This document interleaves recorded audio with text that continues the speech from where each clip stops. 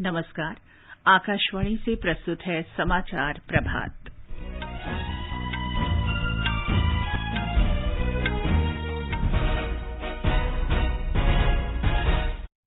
केंद्र सरकार ने असम में कार्बी आंगलोंग शांति समझौते पर हस्ताक्षर किए। गृह मंत्री अमित शाह ने कहा, ये समझौता प्रधानमंत्री नरेंद्र मोदी के आतंक मुक्त पूर्वोत्तर की परिकल्पना में एक और बड़ी उपलब्धि है। प्रधानमंत्री नरेंद्र मोदी को 70% की अप्रूवल रेटिंग के साथ विश्व का सबसे लोकप्रिय नेता चुना गया है। शिक्षक दिवस समूचे देश में मनाया जा रहा है। आज से शिक्षक पर्व 2021 शुरू हो गया है। देश भर में कोविड टीकाकरण का आंकड़ा 68 करोड़ के पार पहुंचा। मुंबई 1 करोड़ से अधिक लोगों का टीकाकरण करने वाला देश का पहला जिला बना। केरल में कोविड के बढ़ते मामलों को देखते हुए रात का कर्फ्यू और रविवार का लॉकडाउन जारी रहेगा। राष्ट्रपति रामनाथ कोविंद 3 दिवसीय यात्रा पर आज गोवा पहुंच रहे हैं। कल भारतीय नौसेना उड्डयन को राष्ट्रपति ध्वज प्रदान करेंगे। सुहास यथिराज ने बैडमिंटन की एकल प्रतिस्पर्धा में रजत पदक जीता। निशानेबाज अवनी लेखरा आज टोक्यो पैरालंपिक्स समापन समारोह में भारत की ध्वज वाहक होंगी। और क्रिकेट में रोहित शर्मा के शतक और चेतेश्वर पुजारा की शानदार बल्लेबाजी से भारत की स्थिति इंग्लैंड के साथ चौथे टेस्ट मैच में मजबूत हुई। समाचार प्रभात में रवि कपूर के साथ मैं चंद्रिका जोशी। देश भर में 18 वर्ष से अधिक आयु वर्ग के लिए सरकारी केंद्रों में निःशुल्क कोविड टीकाकरण अभियान जारी है। युवाओं से आग्रह है, टीका अवश्य लगवाएं और अन्य लोगों को भी इसके लिए प्रोत्साहित करें। जब तक आवश्यक न हो, घर से बाहर न निकलें और सुरक्षा के 3 सरल उपायों का पालन करें। मास्क लगाएं, 2 गज की सुरक्षित दूरी बनाए रखें, हाथ और चेहरा साफ रखें। कोविड संबंधी जानकारी और मार्गदर्शन के लिए राष्ट्रीय हेल्पलाइन नंबर 01123978046 और 1075 पर संपर्क करें। और अब समाचार। ऐतिहासिक कार्बी आंगलोंग समझौते पर कल नई दिल्ली में केंद्रीय गृह मंत्री अमित शाह और असम के मुख्यमंत्री हिमंत बिस्वा शर्मा की उपस्थिति में हस्ताक्षर किए गए। इस अवसर पर श्री अमित शाह ने कहा कि कार्बी आंगलोंग समझौता कार्बी क्षेत्र और असम के इतिहास में स्वर्णाक्षरों में लिखा जाएगा। 5 से अधिक संगठनों के लगभग 1000 कैडर ने हथियार डालकर मेन स्ट्रीम में आने की शुरुआत करी है। उनके पुनर्वासन के लिए असम सरकार और भारत सरकार पूर्णतया कटिबद्ध। जो हथियार छोड़कर आता है उसके साथ आने वाले से भी ज्यादा विनम्रता से बातचीत कर जो वो मांगते हैं उससे भी ज्यादा देकर उनको विकास की मुख्य धारा में समाहित करना। जहां तक कार्बी आंगलोंग का सवाल है, असम सरकार 5 वर्ष में 1000 करोड़ रुपया एक क्षेत्र के विकास के लिए खर्च करेगी। गृह मंत्री ने कहा कि समझौते में किए गए सभी वायदों को पूरा करना नरेंद्र मोदी सरकार की नीति है। उन्होंने कहा कि ये समझौता प्रधानमंत्री के आतंक मुक्त पूर्वोत्तर की परिकल्पना में एक और बड़ी उपलब्धि है। उन्होंने कहा कि मोदी सरकार दशकों पुरानी समस्या को हल करने और असम की क्षेत्रीय अखंडता सुनिश्चित करने के लिए प्रतिबद्ध है। असम के मुख्यमंत्री हिमंत बिस्वा शर्मा ने कहा कि असम के लोगों के लिए कल का दिन ऐतिहासिक रहा। उन्होंने कहा कि ये समझौता एक बड़ी उपलब्धि है और इससे क्षेत्र में शांति स्थापित होगी। ये एक बहुत बड़ा समझौता हुआ है जहां में हिल्स ट्राइब को भी एक रिजर्वेशन का मार्ग खोलेगा। प्लेन्स में जो कार्बी लोग बसता था, ये लोग ना शेड्यूल ट्राइब हिल्स था, शेड्यूल ट्राइब प्लेन्स था। ये लोगों का एकदम इकोनॉमिकली वो लोग डिप्राइव था। ये एकॉर्ड से उनको भी शेड्यूल ट्राइब स्टेटस जो बहुत पहले मिलना चाहिए था, उनका रास्ता भी खोलेगा। असम का दोनों ट्राइबल भाई कार्बी, बोडो सारे लोग खुश है। मूल धारा में वो लोग लौट के आया और एक साथ मिल के असम को सब लोग प्रगति का ओर लेके जाएगा। प्रधानमंत्री नरेंद्र मोदी को वैश्विक योग्यता निर्धारण में सभी समकालीन राष्ट्राध्यक्षों और सरकार प्रमुखों से ऊपर शीर्ष स्थान दिया गया है। सभी वयस्कों में कराए गए सर्वेक्षण में श्री मोदी को लोकप्रियता में 70% की सर्वोत्कृष्ट रेटिंग मिली है, जबकि मैक्सिको के राष्ट्रपति आंद्रे मैनुअल लापेज ओब्राड 64% के साथ दूसरे और इटली के प्रधानमंत्री मारियो ड्रागी 63% के साथ तीसरे स्थान पर रहे हैं। जर्मन चांसलर एंगेला मर्केल को 52% के साथ चौथा और अमरीकी राष्ट्रपति जो बाइडेन को 48% के साथ 5वां स्थान मिला है। एक अमरीकी डेटा इंटेलिजेंस एजेंसी ने विभिन्न देशों के सरकारी नेताओं की अप्रूवल रेटिंग का पता लगाती है। एजेंसी के अनुसार रेटिंग का निर्धारण हर देश में वयस्क नागरिकों के सर्वेक्षण के आधार पर किया जाता है। सूचना और प्रसारण मंत्री अनुराग सिंह ठाकुर ने कहा है कि प्रधानमंत्री नरेंद्र मोदी के नेतृत्व में देश को सुधारों के साथ स्थिरता, समय समय सीमा के भीतर निर्धारित लक्ष्य पूरा होना, पारदर्शिता के साथ जवाबदेही और बढ़ा हुआ रुतबा मिला है। उभरते और आत्मविश्वास से भरे भारत को विश्व मंच पर अब नेतृत्व के साथ ही प्रभुत्व भी हासिल हो गया है। आज शिक्षक दिवस है। ये दिन पूर्व राष्ट्रपति और महान शिक्षाविद डॉक्टर सर्वपल्ली राधाकृष्णन की जयंती पर मनाया जाता है। राष्ट्रपति रामनाथ कोविंद ने शिक्षक दिवस के अवसर पर देश भर के शिक्षकों को बधाई दी है। अपने संदेश में राष्ट्रपति ने कहा कि शिक्षक दिवस ऐसा अवसर है जब हम उन सभी शिक्षकों की समर्पित सेवाओं का सम्मान करते हैं जो हमारे बच्चों के बौद्धिक और नैतिक विकास में अग्रणी भूमिका निभाते हैं। राष्ट्रपति ने कहा कि भारतीय परंपरा में शिक्षकों को भगवान के समान माना जाता है। राष्ट्रपति ने कहा कि वैश्विक कोविड-19 महामारी के दौरान शिक्षकों ने पढ़ाने के लिए नए तरीके को आत्मसात किया। इस अवसर पर श्री कोविंद ने सभी से एक मजबूत और समृद्ध राष्ट्र के निर्माण में अमूल्य योगदान के लिए समूचे शिक्षक समुदाय का आभार व्यक्त करने का आह्वान किया। शिक्षकों के महत्वपूर्ण योगदान को मान्यता देने और राष्ट्रीय शिक्षा नीति 2020 के कार्यान्वयन को आगे बढ़ाने के उद्देश्य से आज शिक्षक दिवस के अवसर पर शिक्षक पर्व 2021 शुरू हो रहा है। ये पर्व वर्चुअल माध्यम से इस महीने की 17 तारीख तक जारी रहेगा। ब्यौरा हमारे संवाददाता से।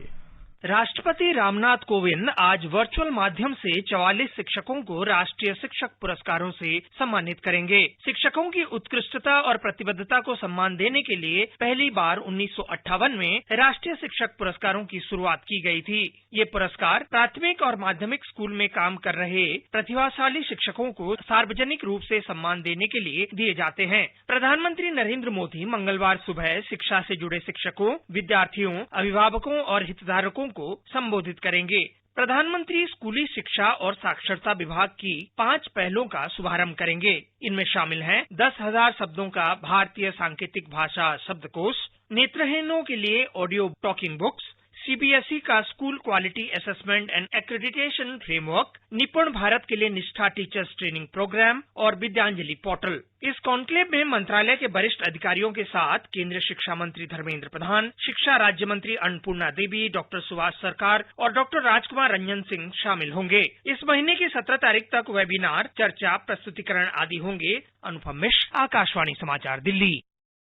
प्रधानमंत्री नरेंद्र मोदी ने शिक्षक दिवस पर समूचे शिक्षक समुदाय को बधाई दी है। अपने संदेश में श्री मोदी ने कहा कि शिक्षक समुदाय ने युवाओं के बौद्धिक विकास में महत्वपूर्ण भूमिका अदा की है। प्रधानमंत्री ने कहा कि देश के शिक्षक कोविड काल में भी नए नए तरीकों से छात्रों को पढ़ाने का काम कर रहे हैं। प्रधानमंत्री ने डॉक्टर सर्वपल्ली राधाकृष्णन को उनकी जयंती पर श्रद्धांजलि दी और उनकी विलक्षण विद्वता तथा राष्ट्र के प्रति योगदान का स्मरण किया। शिक्षक दिवस के अवसर पर फिल्म प्रभाग अपनी वेबसाइट और यूट्यूब चैनल पर डॉक्टर सर्वपल्ली राधाकृष्णन के जीवन और कार्यों पर आधारित एक बायोपिक का प्रदर्शन कर उन्हें श्रद्धांजलि दे रहा है। डॉक्टर सर्वपल्ली राधाकृष्णन भारत के राष्ट्रपति शीर्षक वाली बायोपिक आज फिल्म प्रभाग की वेबसाइट और उसके यूट्यूब चैनल पर उपलब्ध रहेगी। राष्ट्रपति रामनाथ कोविंद आज से गोवा की 3 दिन की यात्रा पर रहेंगे। श्री कोविंद कल डबोलिम में एक कार्यक्रम में आईएनएस हंस पर भारतीय नौसेना उज्जैन को राष्ट्रपति ध्वज प्रदान करेंगे। राष्ट्रपति ध्वज राष्ट्र के प्रति असाधारण सेवा करने वाली सैन्य इकाई को सम्मानित करने के लिए दिया जाने वाला सर्वोच्च सम्मान है। इस अवसर पर डाक विभाग विशेष डे कवर जारी करेगा। ये समाचार आकाशवाणी से प्रसारित किए जा रहे हैं। खुजली झटपट दूर करे, मोहे जालिम लोशन, वही नाम वही काम, कुछ भी नहीं बदला। चर्म रोगों का दुश्मन जालिम लोशन। समाचार प्रभात में आपका फिर स्वागत है। आगे बढ़ने से पहले एक नजर मुख्य समाचारों पर। केंद्र सरकार ने असम में कार्बी आंगलोंग शांति समझौते पर हस्ताक्षर किए। गृह मंत्री अमित शाह ने कहा यह समझौता प्रधानमंत्री नरेंद्र मोदी के आतंक मुक्त पूर्वोत्तर की परिकल्पना में एक और बड़ी उपलब्धि है। प्रधानमंत्री नरेंद्र मोदी को 70% की अप्रूवल रेटिंग के साथ विश्व का सबसे लोकप्रिय नेता चुना गया है। शिक्षक दिवस समूचे देश में मनाया जा रहा है। आज से शिक्षक पर्व 2021 शुरू हो रहा है। देश भर में कोविड टीकाकरण का आंकड़ा 68 करोड़ के पार पहुंचा। मुंबई 1 करोड़ से अधिक लोगों का टीकाकरण करने वाला देश का पहला जिला बना। केरल में कोविड के बढ़ते मामलों को देखते हुए रात का कर्फ्यू और रविवार का लॉकडाउन जारी रहेगा। राष्ट्रपति रामनाथ कोविंद 3 दिवसीय यात्रा पर आज गोवा पहुंच रहे हैं। कल भारतीय नौसेना उड्डयन को राष्ट्रपति ध्वज प्रदान करेंगे। सुहास यथिराज ने बैडमिंटन की एकल प्रतिस्पर्धा में रजत पदक जीता। निशानेबाज अवनी लेखरा आज टोक्यो पैरालंपिक समापन समारोह में भारत की ध्वजवाहक होंगी। और क्रिकेट में रोहित शर्मा के शतक और चेतेश्वर पुजारा की शानदार बल्लेबाजी से भारत की स्थिति इंग्लैंड के साथ चौथे टेस्ट मैच में मजबूत हुई। देश में कोविड-19 रोधी टीकाकरण 68 करोड़ के आंकड़े को पार कर गया है। अब तक 68 करोड़ 37 लाख 29 हजार से अधिक कोविड रोधी टीके लगाए जा चुके हैं। स्वास्थ्य मंत्रालय ने कहा कि कल 62 लाख 25 हजार से अधिक टीके लगाए गए।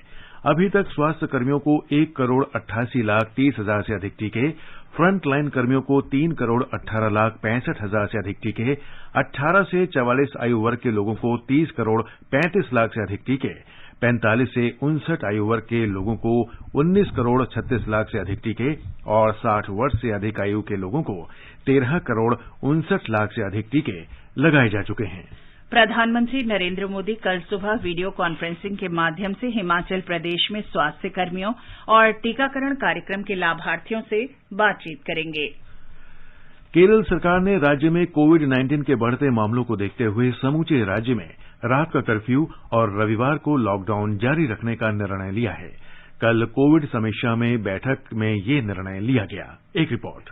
कोविड स्थिति की समीक्षा बैठक में मुख्यमंत्री पिनाराई विजयन ने संबंधित मंत्रियों और अधिकारियों को लॉकडाउन और रात्रि कर्फ्यू के फैसले से अवगत कराया। केरल में आज पूर्ण लॉकडाउन है। केवल आवश्यक सेवाओं को ही अनुमति रहेगी। राज्य में महामारी के खिलाफ जागरूकता अभियान कोरोना योद्धा बने शुरू किया जा रहा है। अभियान का लोगो जारी करते हुए मुख्यमंत्री ने कहा कि प्रत्येक व्यक्ति को कोरोना योद्धा बनना चाहिए। इस बीच राज्य में 29,600 से अधिक कोरोना के नए मामले सामने आए हैं। केरल में इस समय 2,40,000 कोविड मरीजों का उपचार चल रहा है। तिरुवनंतपुरम से मयूषा की रिपोर्ट के साथ समाचार कक्ष से श्रीराम शर्मा।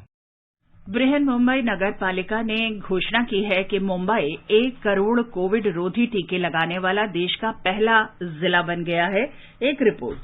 महाराष्ट्र में कल 12,25,541 नागरिकों को कोविड-19 के टीके दिए गए। लगभग 7,83,000 नागरिकों को पहला एवं 4,42,000 नागरिकों को दूसरी खुराक दी गई। अभी तक महाराष्ट्र में 6 करोड़ 27 लाख से ज्यादा टीके दिए गए हैं। 4.5 करोड़ से ज्यादा नागरिकों ने कोविड की पहली एवं 1 करोड़ 72 लाख नागरिकों ने दूसरी खुराक ली है। देश में दोनों खुराक लेने वाले सबसे ज्यादा लोग महाराष्ट्र में हैं। मुंबई में अभी तक 1 करोड़ 2,41,331 नागरिकों को कोविड-19 के टीके दिए गए हैं। जीवन भावसार, आकाशवाणी समाचार, मुंबई।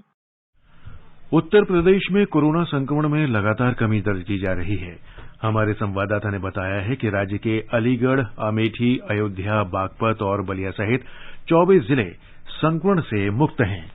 स्वास्थ्य विभाग के अनुसार इस समय राज्य में कोरोना के सक्रिय मामलों की संख्या 250 है। पिछले 24 घंटों में की गई कोरोना जांच में 63 जनपदों में कोरोना का कोई भी नया मामला सामने नहीं आया। इस दौरान शेष जनपदों में कोरोना के मात्र 26 नए मरीजों की पुष्टि हुई है और इस अवधि में 15 कोरोना मरीज स्वस्थ हुए हैं। राज्य में अब तक 7 करोड़ 69,93,000 टीके लगाए गए हैं, जो कि देश में किसी भी राज्य में सर्वाधिक संख्या है। वहीं राज्य में कम से कम 6 करोड़ 46 लाख लोगों को टीके की पहली खुराक दे दी गई है।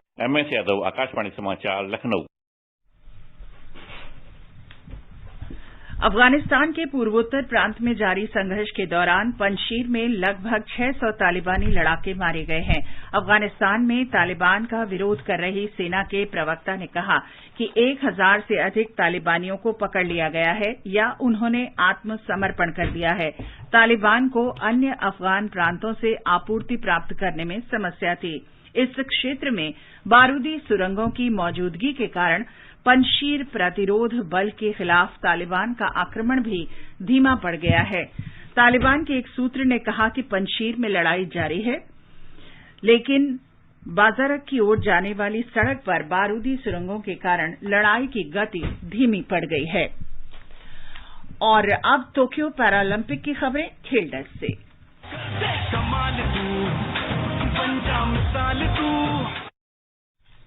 टोक्यो पैरालंपिक में आज अंतिम दिन भारत की शुरुआत रजत पदक से हुई। पुरुष सिंगल्स में गौतम बुद्ध नगर के जिलाधिकारी सुहास यतिराज ने रजत पदक जीत लिया है। सुहास एक रोमांचक फाइनल में फ्रांस के लुकास माजूर से 21-15, 17-21, 15-21 से हार गए हैं। बैडमिंटन में पुरुष सिंगल्स के दूसरे स्वर्ण पदक मुकाबले में कृष्ण नागर अपनी दावेदारी पेश करेंगे। पुरुष सिंगल्स के कांस्य पदक मुकाबले में तरुण हार गए हैं। निशानेबाजी में मिक्स 50 मीटर प्रोन स्पर्धा में सिद्धार्थ बाबू, दीपक और अवनी लेखरा क्वालिफाई नहीं कर सके हैं। पदक तालिका में भारत 4 स्वर्ण, 8 रजत और 6 कांस्य सहित कुल 18 पदक जीतकर 26वें स्थान पर है। चीन 95 स्वर्ण के साथ पहले, ब्रिटेन 41 स्वर्ण के साथ दूसरे और रूस पैरालंपिक कमेटी 36 स्वर्ण के साथ तीसरे स्थान पर है। पैरालंपिक खेल आज समाप्त हो रहे हैं। समापन समारोह में निशानेबाज अवनी लेखरा भारत की ध्वजवाहक होंगी। अवनी पैरालंपिक खेलों में स्वर्ण पदक जीतने वाली पहली भारतीय महिला हैं। समापन समारोह कोविड प्रोटोकॉल के साथ सादगी से संपन्न होंगे। जहां एक ओर पदक जीतने वाले खिलाड़ी उत्साहित हैं, तो वहीं दूसरी ओर दूसरे खिलाड़ी एक नया अनुभव लेकर टोक्यो से वापस जा रहे हैं। भारतीय खिलाड़ियों ने टोक्यो पैरालंपिक में सर्वश्रेष्ठ प्रदर्शन किया है। आज खिलाड़ी टोक्यो पैरालंपिक को अलविदा कहेंगे, इस उम्मीद के साथ कि पेरिस पैरालंपिक में एक नया इतिहास रचेंगे। Siddharth Singh, sports desk.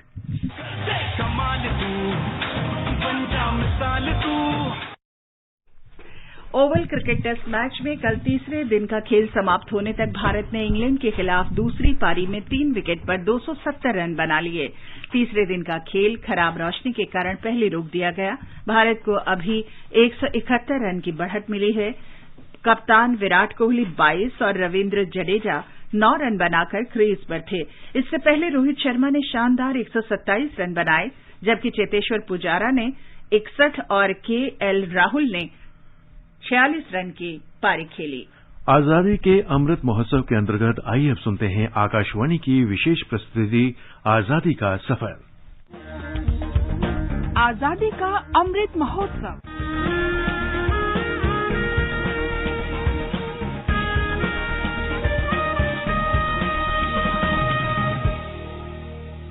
आजादी का सफर आकाशवाणी के संग, एक राष्ट्र का जन्म। भारत का शानदार स्वाधीनता संघर्ष आधुनिक विश्व के महानतम संघर्षों में से एक है। आकाशवाणी आपके लिए रोजाना ला रही है इस शानदार संघर्ष की झलक। आज हम भारत के स्वाधीनता संघर्ष में सबसे महत्वपूर्ण दिनों में से एक की बात कर रहे हैं। आज ही के दिन 1920 में स्वराज की मांग को लेकर ब्रिटिश शासन के विरुद्ध असहयोग आंदोलन शुरू किया गया। ये गांधी जी का पहला अखिल भारतीय सत्याग्रह था।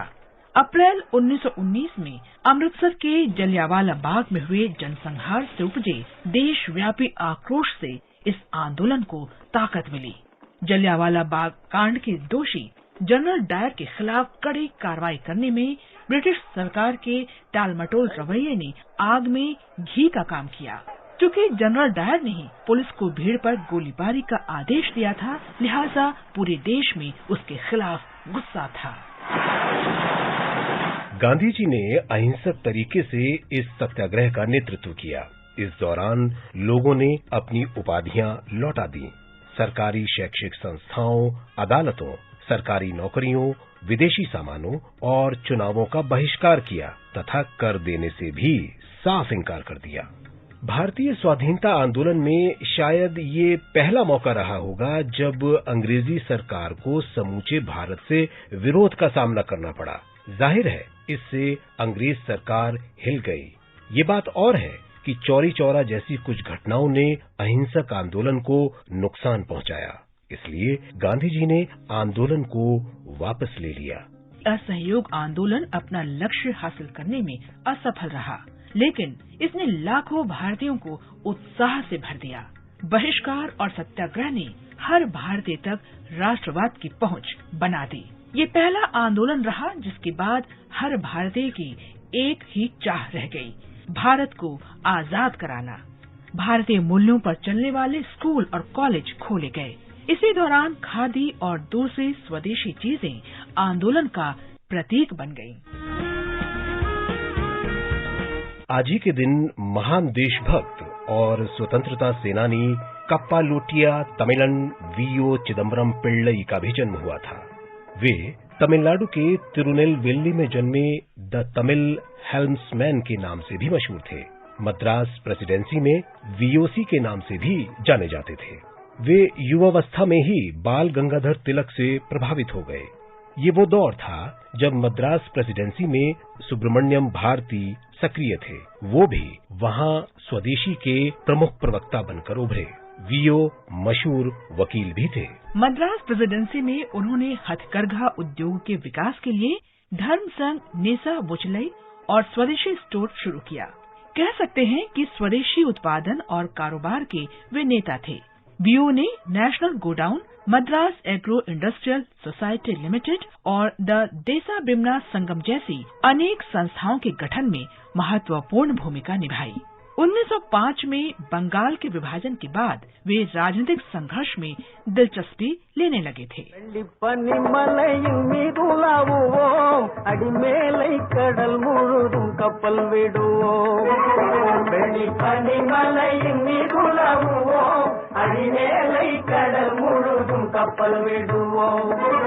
उस समय जहाजरानी उद्योग पर अंग्रेजों का एकाधिकार था।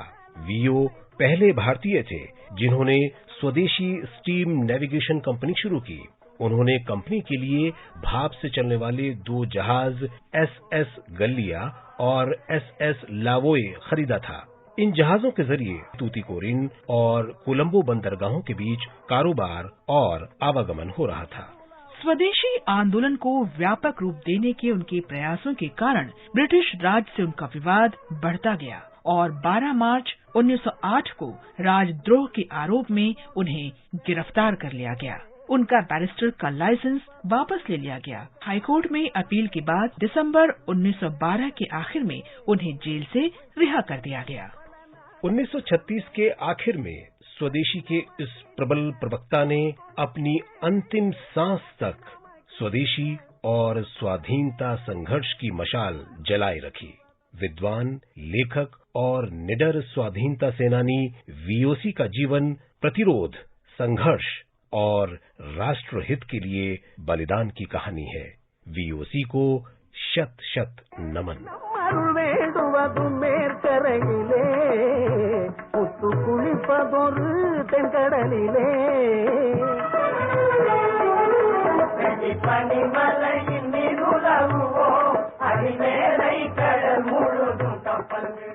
आज बस इतना ही। आजादी का सफर आकाशवाणी के संग कल फिर मिलेंगे नई कड़ी के साथ।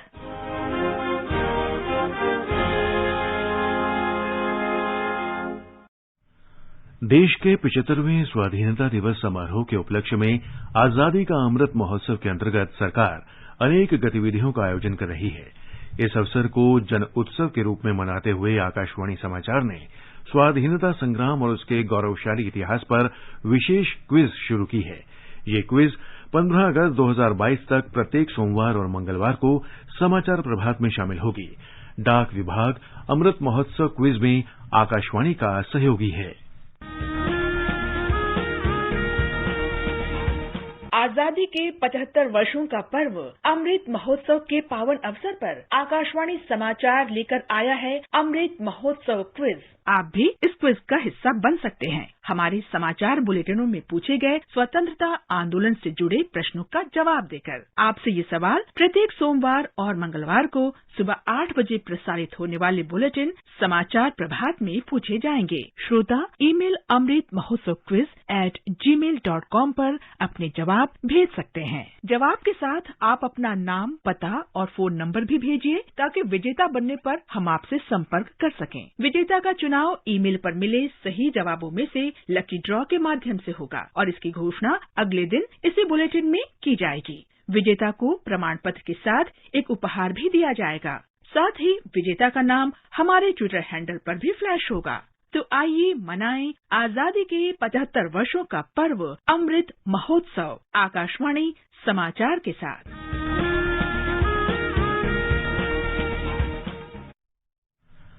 श्रोता अपने उत्तर व्हाट्सएप नंबर 8826546262 पर भी भेज सकते हैं।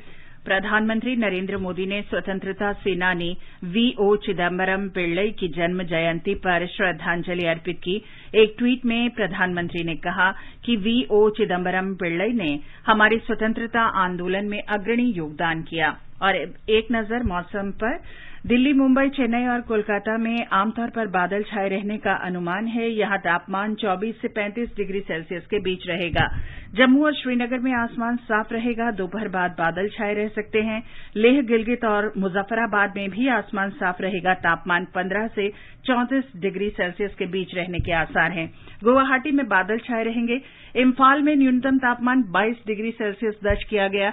कोहिमा में तापमान 18 से 27 डिग्री सेल्सियस के बीच रहेगा और ईटानगर में गरज के साथ बारिश हो सकती है। ये समाचार हमारी वेबसाइट newsonair.gov.in/hindi पर भी उपलब्ध हैं।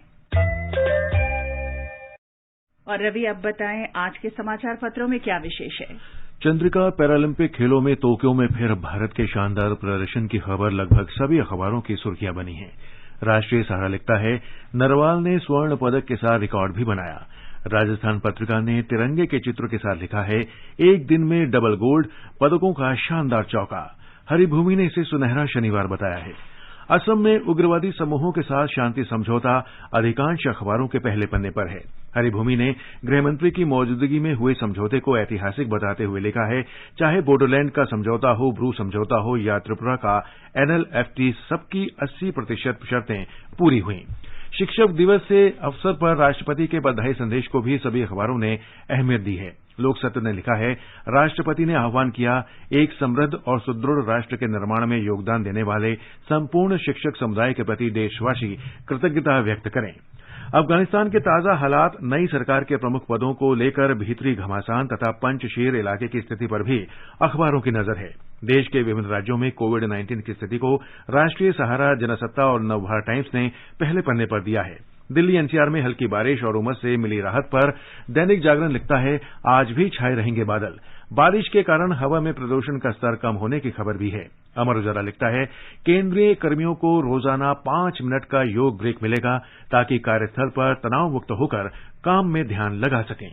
और अंत में मुख्य समाचार एक बार फिर। केंद्र सरकार ने असम में कार्बी आंगलोंग शांति समझौते पर हस्ताक्षर किए। गृह मंत्री अमित शाह ने कहा, ये समझौता प्रधानमंत्री के आतंक मुक्त पूर्वोत्तर की परिकल्पना में एक और बड़ी उपलब्धि है। प्रधानमंत्री नरेंद्र मोदी को 70% की अप्रूवल रेटिंग के साथ विश्व का सबसे लोकप्रिय नेता चुना गया है। शिक्षक दिवस समूचे देश में मनाया जा रहा है। आज से शिक्षक पर्व 2021 शुरू हो रहा है। देश भर में कोविड टीकाकरण का आंकड़ा 68 करोड़ के पार पहुंचा। मुंबई 1 करोड़ से अधिक लोगों का टीकाकरण करने वाला देश का पहला जिला बना। केरल में कोविड के बढ़ते मामलों को देखते हुए रात का कर्फ्यू और रविवार का लॉकडाउन जारी रहेगा। राष्ट्रपति रामनाथ कोविंद 3 दिवसीय यात्रा पर आज गोवा पहुंच रहे हैं। कल भारतीय नौसेना उड्डयन को राष्ट्रपति ध्वज प्रदान करेंगे। सुहास यतिराज ने बैडमिंटन की एकल प्रतिस्पर्धा में रजत पदक जीता। निशानेबाज अवनी लेखरा आज टोक्यो पैरालंपिक समापन समारोह में भारत की ध्वजवाहक होंगी। इसके साथ ही समाचार प्रभात का ये अंक समाप्त हुआ। नमस्कार।